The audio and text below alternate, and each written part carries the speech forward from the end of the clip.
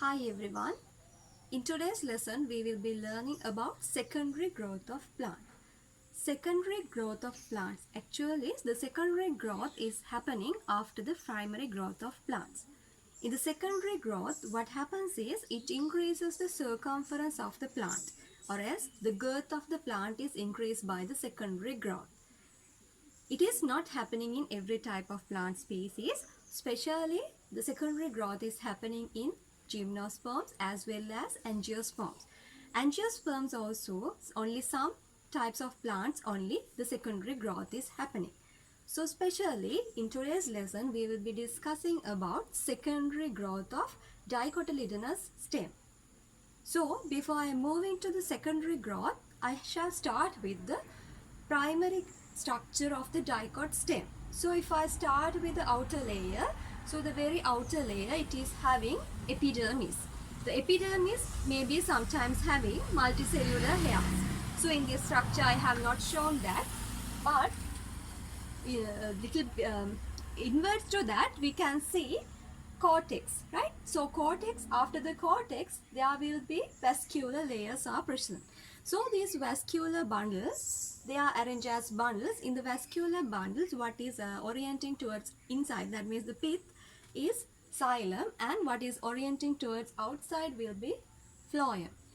And then innermost tissue layer is the pith.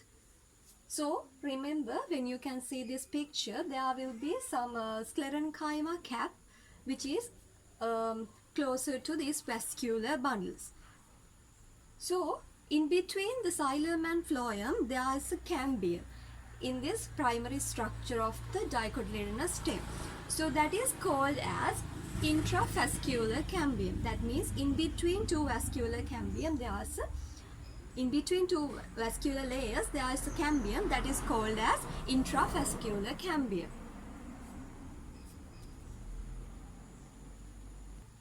Let's start off with the secondary growth of dicot stem.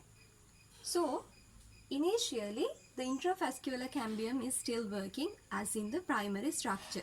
So what happens is here, actually some parenchymal layers from this area, that means these are primary medullary rays. So from this area, some of the parenchymal cell layers are now become activated, right? So these are forming special type of cambium which is in between vascular bundles. This is called as intervascular cambium.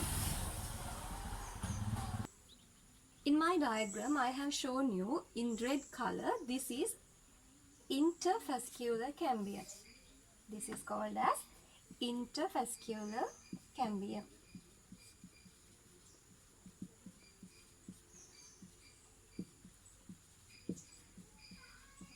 Okay, so this is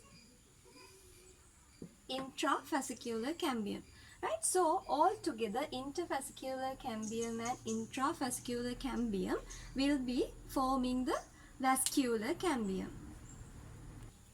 Okay, as I told you before, so intervascular cambium and intravascular cambium coming together to form a vascular cylinder, vascular cambium cylinder, which is called as vascular cambium. Okay, so this particular cylinder like structure, this is going through all throughout the stem.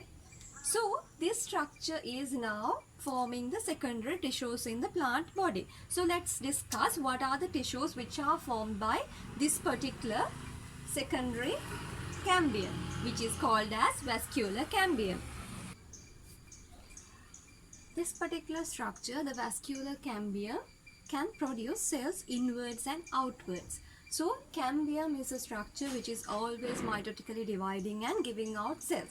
So the cells which are forming inwards, actually the cells which are formed inwards in this vascular cambium are producing secondary xylem. Secondary xylem actually having 4 types of cells. If you discuss the 4 types of cells which are there in the secondary xylem, secondary xylem is having xylem vessel element, tracheids, xylem fibers and xylem parenchyma. So the vascular cambium is producing cells outwards as well. The cells which are formed outwards are produced into secondary phloem. The secondary phloem is having sieve tube elements, companion cells, phloem parenchyma and phloem fibers. I have drawn the same structure now after partial amount of secondary growth is occurred. So in this structure you can see in red color, this is the vascular cambium, as I told you, which is it is producing cells inwards and outwards, which is inward cells which are produced inward are producing secondary xylem, as well as cells which are produced toward outwards, they are producing secondary phloem. And this area, that means earlier there were primary medullary rays. So by the action of the vascular cambium in this area, they are producing secondary medullary rays. So if I draw a line, so this is the secondary medullary rays, okay? So likewise there are several secondary medullary rays in between the area of vascular bundles. Now as you see, compared to the previous diagram, it has increased the circumference. Now what happens is, continuously cells are growing through this vascular cambium. So cells outside to the vascular cambium are pushed outwards. That means it gives out the pressure to the tissues which are outside the vascular cambium. So what happens next is, when they are pushing outwards, means that these tissues are now tend to break out. So the epidermis at certain places with the cortex, they break open and they are making, later in life in the plant, they are making into lenticels. So if you know about gaseous exchange in plants other than the stomata, lenticels are also important. So what happens when this kind of thing is happening? Still we can't totally depend on this vascular cambium. There should be another tissue layer to increase the girth of the plant. So in order to increase the circumference more and more. So what happens is, some tissue layer from the cortex cells, that means parenchyma cells which are there in the cortex, are now getting the ability of dividing. That means they are getting meristematic activity. Now this particular cell layer which has got the meristematic activity, this is called as the cork cambium. This is again like a cylindrical structure running through the stem of the dicot plant. So this is also again have the ability to divide and give out the cells inward and outward. So the cork cambium now divides inward and produce the secondary cortex, and the cells which are divided outwards, they are producing cork. Okay, this is the final structure of the secondary growth of the dicot stem. So in this structure, I have shown you after the growth occurred from the vascular cambium as well as the cork cambium, I have shown you the structure. The labeling are given for you. In a little while, I'll show you what are the correct labelings of these particular structures that I have labeled.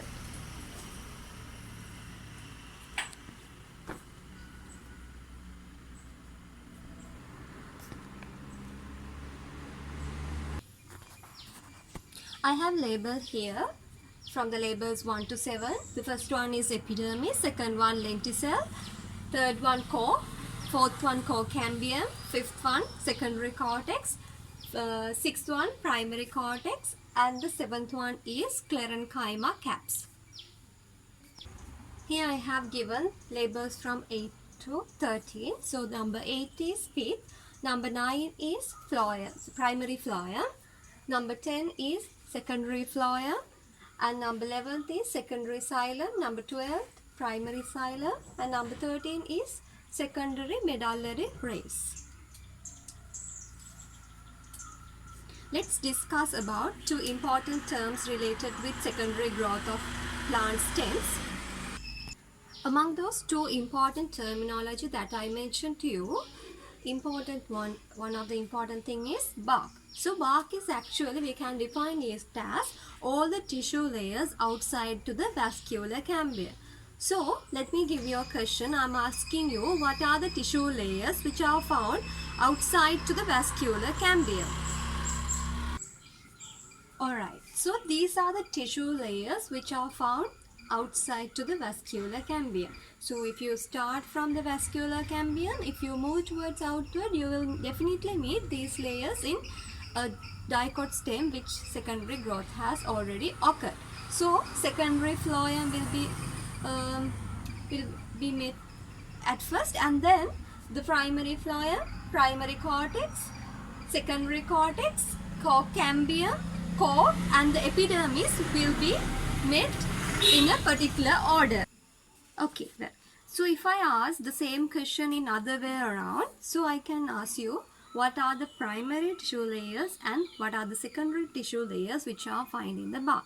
So if I tell you primary phloem, primary cortex and the epidermis are the primary tissue layers which are found in bark, and secondary phloem, core, cambium and secondary cortex are the tissue layers which are found as secondary tissues in the bark. I'm ending up today's video with this one. So we discussed today the secondary growth of dicotyledonous stem. So this secondary growth is totally dependent on two particular cambium. The first one is vascular cambium. You know now how it is developed. And the second one is cocambium. All together, they both are acting together in order to do the secondary growth of the dicot stem. Thereby, as a final result, the girth or the circumference of the plant will be increased. Thank you very much.